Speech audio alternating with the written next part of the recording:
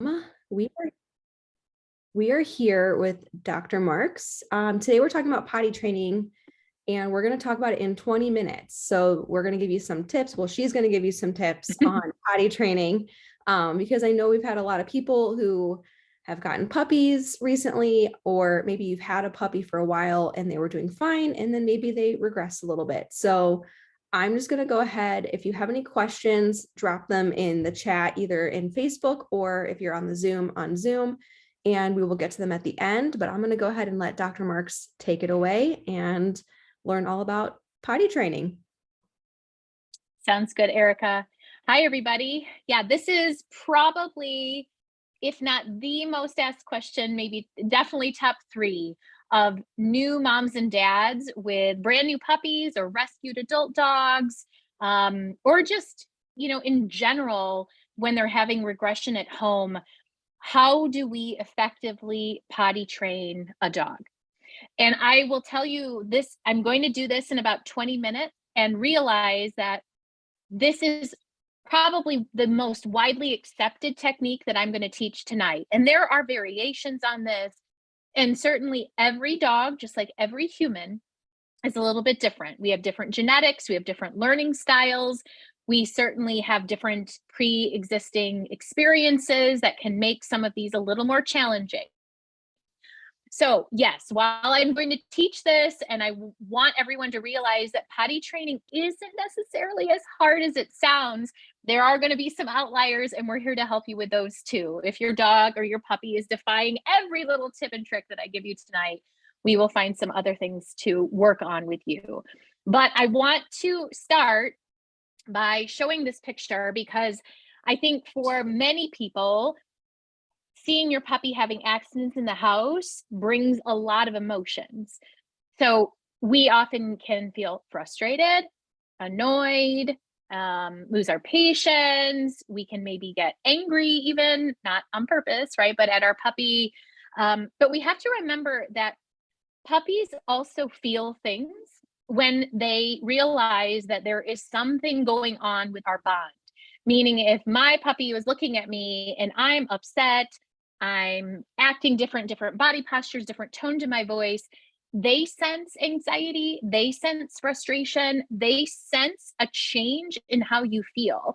I think most of you out there who are dog owners would agree with me, right? You're having a bad day, your dog does not leave your hip. They know something's up. And the same thing happens with puppies that are going through potty training where there isn't immediate success.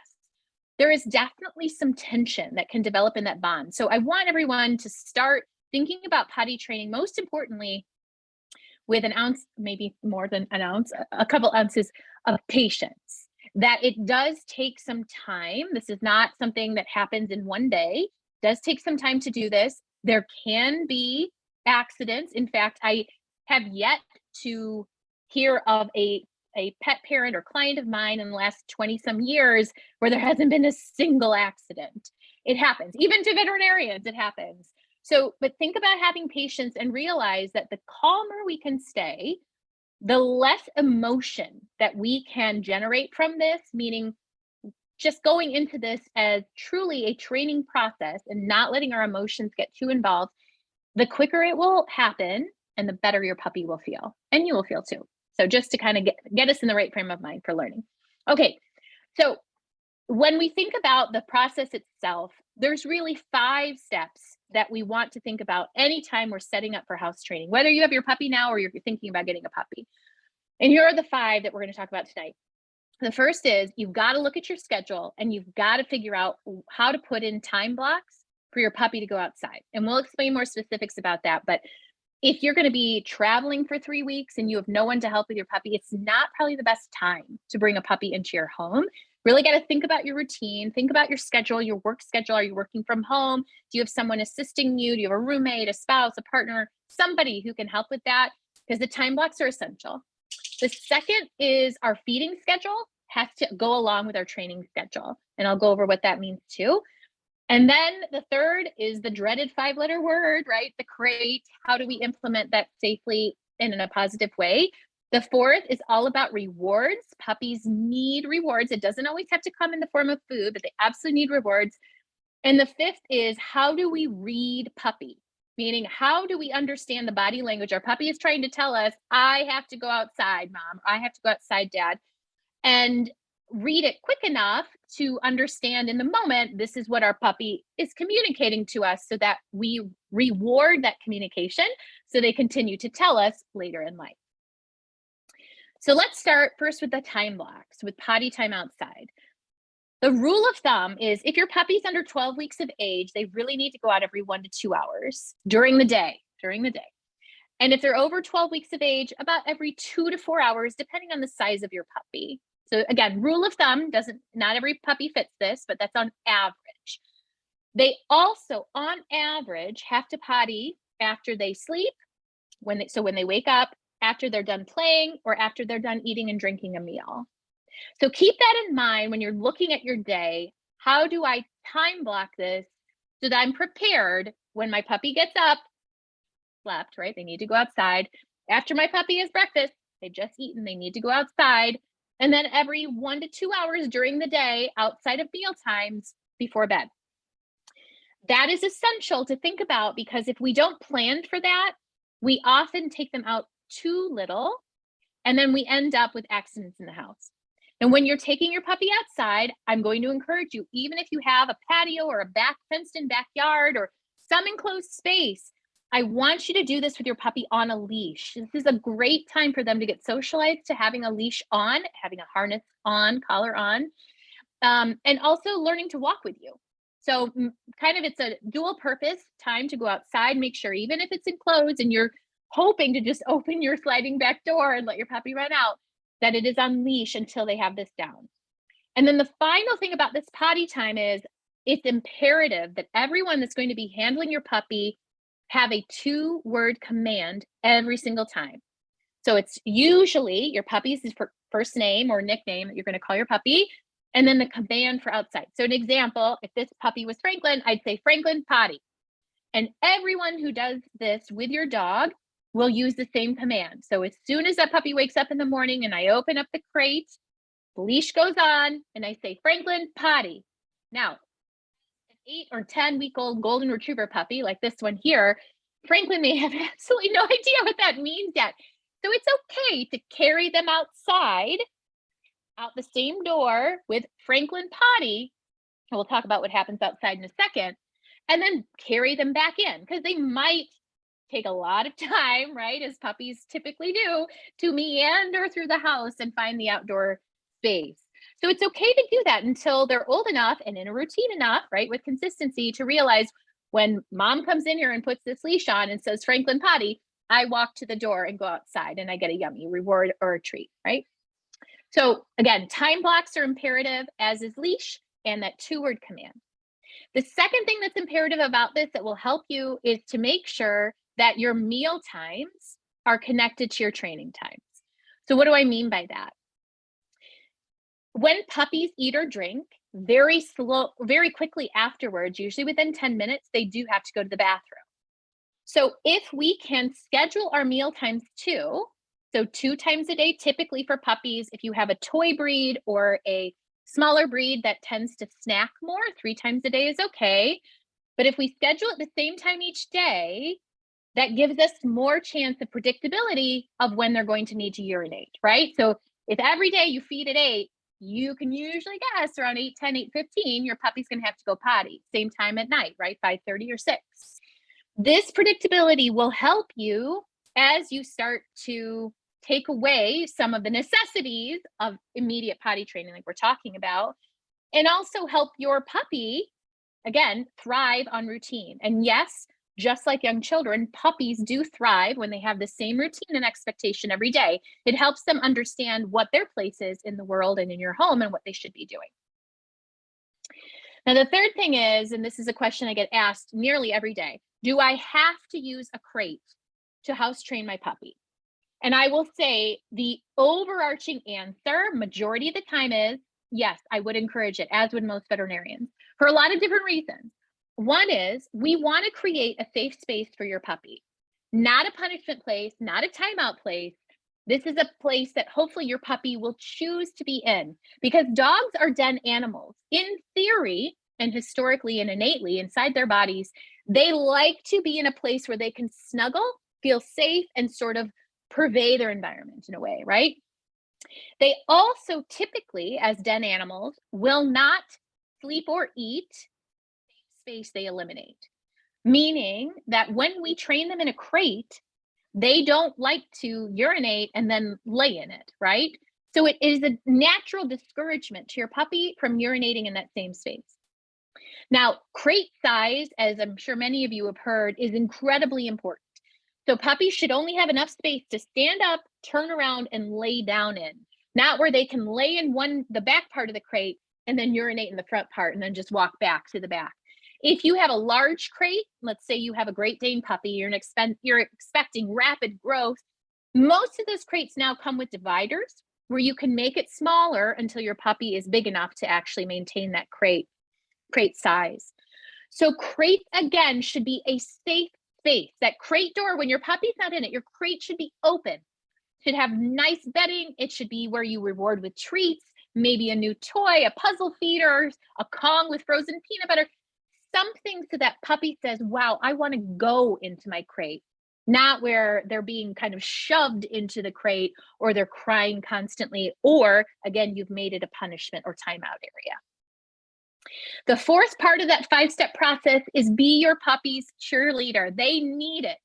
Every single time they go potty, remember it's that 2-word command. So if Franklin was going potty, as soon as Franklin went potty outside, we reward them instantly. That can be in the form of verbal praise, treats, toys, sometimes even just giving a nice petting or lots of touch and love, or all of the above, whatever your puppy responds to. There are a lot of puppies, I'll use Doodles as an example, who are not food motivated, but really love verbal praise and lots of snuggles. And maybe that's what we give. But the key to this is do not be your puppy's cheerleader inside the home when it comes to potty training. We never want to be like for getting out of the crate. All of this has to happen outside and immediately after they eliminate. And then 5, we want to read puppy body language. And again, what I mean by that is your puppy, after several days, a week, 10 days of doing this, is going to start giving you some body language that when you start to watch for it, you will understand that these are other cues that they're telling you they have to potty. These can include whining, wandering off is a huge one. So if you are supervising your puppy, which I would encourage you to do at all times outside of the crate, and all of a sudden you walk into the kitchen to get a drink and your puppy wanders off behind the couch, I'm warning you, when you come back in that room, there may be an accident on the floor. So for those puppies that are the wanderers, I strongly encourage keeping a light leash on in the home when the puppy's out of the crate until you feel comfortable they understand cues. Some puppies will sit by the door. If you have a puppy that does this, this is awesome. What a bonus, because we can often train them to a bell or something to hit or touch by the door that lets you know they need to potty. Circling is a big cue for us with puppies, as well as sniffing, especially like the carpet or a mat, or if your puppy is doing several of these cues, reward them in your head first, not inside, and then tell them how great they are outside after they eliminate. So the more we can read this puppy body language, the easier it will become. Now, a few no-nos for potty training. And again, this is Dr. Marks's and many other veterinarians' no-nos out there. These might be some that have worked for others, but I just want, if you're starting from scratch, these are a few that I would avoid, okay? The first and foremost, as I tried to kind of preface tonight, is accidents always happen. So never, ever, ever, ever, ever, ever, I cannot stress this enough, with capitalized, bolded, highlighted, however I dance about this, never punish your puppy for having an accident. They don't understand the connection.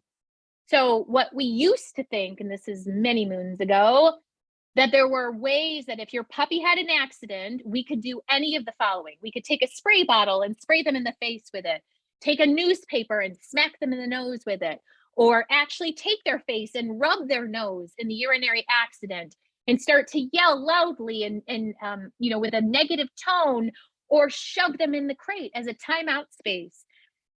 If you are doing any of these, historically, these were recommended, but I strongly want to encourage you that if you have done any of these, which I raise my hand, I have done these as a pet parent, that we need to stop. These are not effective cues for puppies because they don't understand the connection. It's already happened. They cannot put together that what they just did was something negative. Two things that happen with this. One is it often creates fear and anxiety inside our puppies at a very early age when they don't understand how that manifests. They don't have an outlet. And two, it will unfortunately start to deteriorate some of your human animal bond.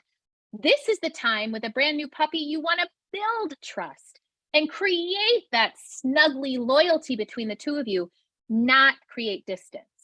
The other thing that's really important about this is it's usually our fault.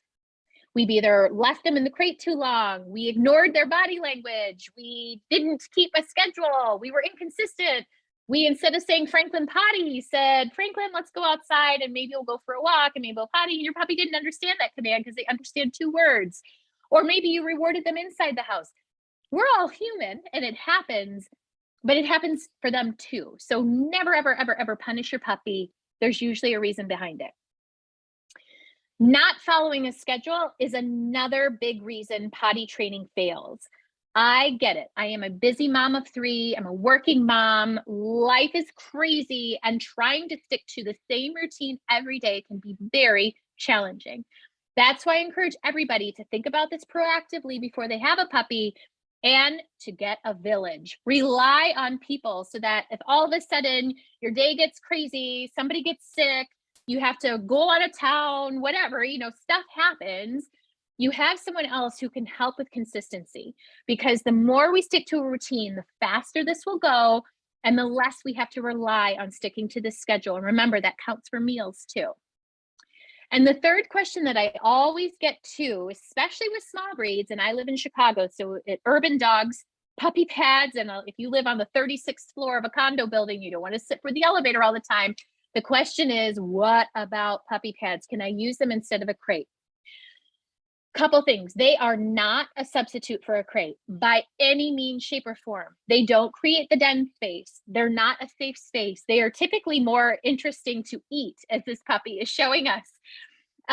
However, I do use them for certain situations. If you are in a high rise and you have to share an elevator with 250 other residents and it takes 30 minutes just to get your puppy outside, that may not be conducive. So we can work with a crate and a puppy pad. So I typically create more of a room for these puppies, simulating the puppy pad is outside. And that's a little bit different technique for these certain situations.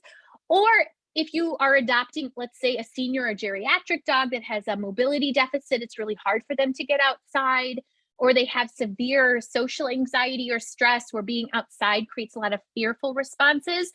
These are instances where a puppy pad can get added. But most of the time, let's say you have a healthy, stress-free puppy that's coming into your home, there really is no need to do a crate and puppy pad together, because typically all it does is create some confusion. So that's my puppy training in 20 minutes. Happy to answer any questions, but also just wanted to let Erica also talk about just the AskVet app and some of the great support that we can provide for pet parents as well. Yes, that was perfect. Thank you. I actually have a question that Sure. I've seen pop up.